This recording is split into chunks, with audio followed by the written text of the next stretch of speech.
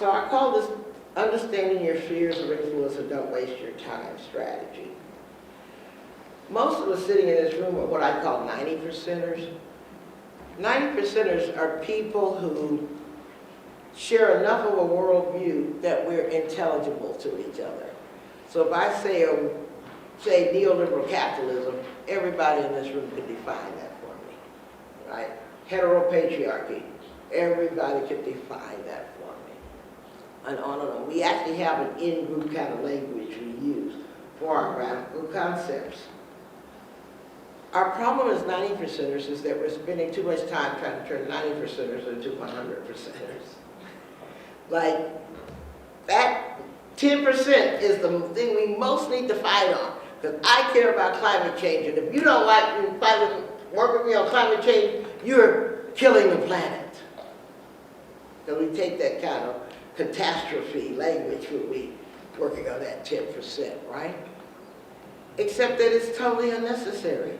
If you share 90% that high unity worldview with people, that's great to work on. You know, you don't all have to work on the same thing all the time. Outside of the 90%ers, the 75%ers, these are people who share enough of our worldview that they largely agree that things are wrong and need fixing. I think Honorati Roy wrote this phrase that another world is possible. You know, you heard that one? And I said, well, if there's another world that's possible, another America is necessary.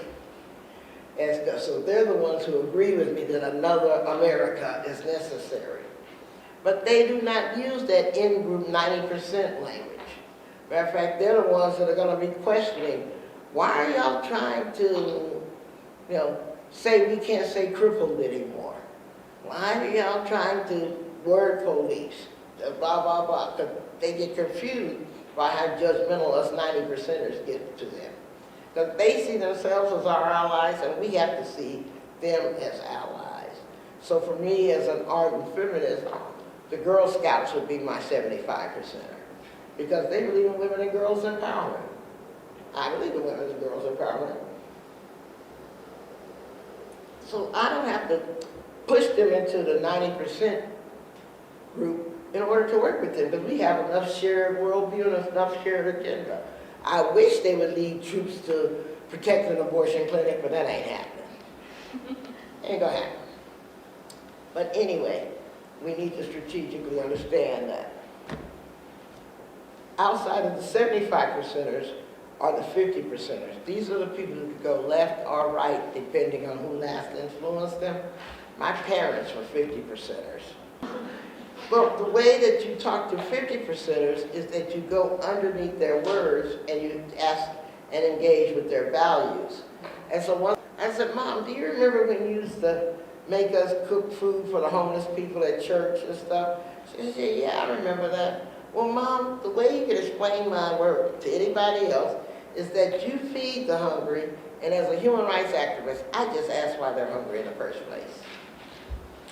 Right? Got it, Mom? And it was like a light bulb went off for her. Because I was explaining to her that I'm living out your values that you gave me in this family, but in a different way. That's the way you talk to 50%ers. You go after their values. You create common ground with their values and stuff. A friend of mine talks about how when she first transitioned, her mom did not understand, was busily trying to protect her from the anger of her father. And he said, my mom finally did something that she didn't ever think was going to happen. She said she went in her wardrobe and gave me her prettiest dresses. She never did learn the words, she never did do anything else, and she was afraid of her husband, but she loved me enough to give me her best clothes. That's what I call mother's love. She said, but even to this day, you do not want to talk to my mother about trans rights because she'll say all the wrong things. Because she doesn't have that 90% vocabulary. Right? And so that's what we are dealing with. Outside of the 50%ers, come on now, are the 25%ers. These are the people who we share so little worldview with that we're going to sound unintelligible to them. Meaning that they would define freedom and liberty as the right not to wear a mask in the middle of a pandemic. I would define freedom and liberty as freedom from racist oppression and assholes like you. So we have differing definitions of liberty. If you don't have enough shared worldview, you have no purchase to talk to people.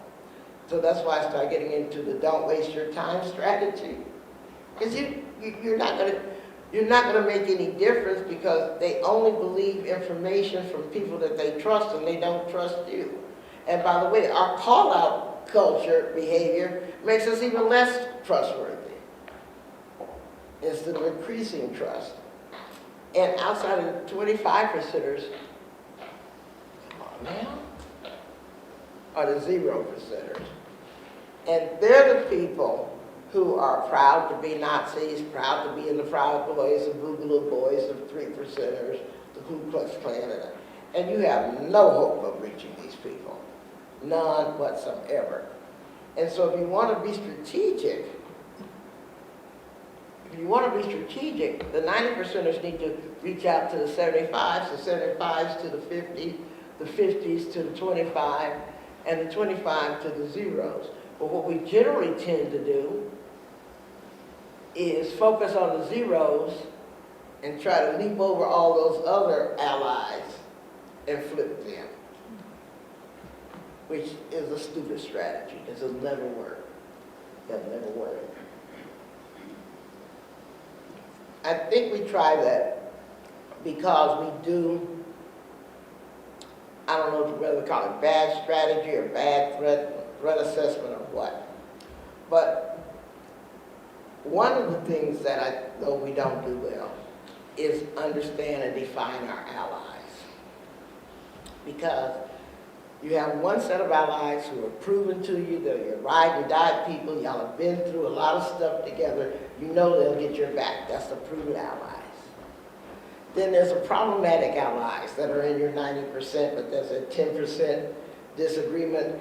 I know I had a boss named Eleanor Smil that now, when I told her I was going to do a workshop on sterilization abuse, she said, sterilization abuse? I had to go to 3 doctors and a psychiatrist to get a voluntary sterilization. I said, yeah, because you were white. You know, they wanted you to have more babies. I couldn't escape it because I was black, you know. So she's my problematic ally. Still a feminist, still will work with me, but we have different lived experiences. And that leads to different conclusions about stuff. But I think the largest category we have are the potential allies. Because that's the universe of people that we haven't reached but can. So for example, if you see somebody putting up a Black Lives Matter sign or a rainbow flag, you already know everything you need to know about them. You know why? Because the Ku Klux Klan ain't never put up a Black Lives Matter sign or a rainbow flag. You know where their values are just that. And that makes them a potential ally. And what you need to do is learn how to work with proven, problematic, and potential allies. And avoid saying words like, oh, that's so performative. Really? Every time I hear somebody say that snarky performative, all they're revealing is how underdeveloped their analysis is. And they think that they're being smart, when in fact, they've opened up their mouths and proven how dumb they actually are. They're not movement builders, they're ego trippers. And there is a difference with how do you move between the spheres of influence. First of all, we got to stop overstating the harm that we're experiencing. We tend to exaggerate our harm. Y'all see that, right? If somebody disagrees with us, we call it a unverifiable statement of harm. Or, your perspective makes me feel unsafe. How many times have we heard that? The weaponization of the concept of safety, those kinds of things. So we got to stop catastrophizing everything. You know, Because you'll never organize anybody when you're, wrap yourself in a victim mantle so securely nobody wants to talk to you for fear of being called out, kind of thing. We need to take their suffering seriously, even if we disagree with their analysis that got them to believing that. So if you're dealing with a white man who's convinced that he's being replaced, you have to take that pain as seriously as you take your own. Even if you disagree with his analysis for why he got there, he's still in pain. And everybody deserves to have their pain taken seriously. And sometimes you can offer factual explanations for why they're in pain, but it's not going to change it because information rarely changes people's mind. What changes people's mind is developing trust with them, developing the belief that you will not ever intentionally harm them. And you can use examples that resonate with their lived experiences, like I did with my mom and the cooking of food for the homeless people. With my dad, I was asked to speak at his American Legion chapter one year, and I talked about how Uncle Sam privatized their long-term care coverage, because after you serve 20 or more years in the military, you're supposed to have health care for the rest of your life. That's the deal that Uncle Sam got with what they call the lifers. Turns out Uncle Sam reneged on that when it came to long-term care. So I didn't try to, I said the Pledge of Allegiance like they required me to, and then we started talking about, aren't promises supposed to be kept once they're made? And if that's the case, how can we let Uncle Sam know he broke a promise to y'all? That kind of thing. And so, no name calling or calling out tactics will work. Don't weaponize your knowledge against people, but that's usually a bad one. So I'm going to stop here and ask y'all if you have any questions for me.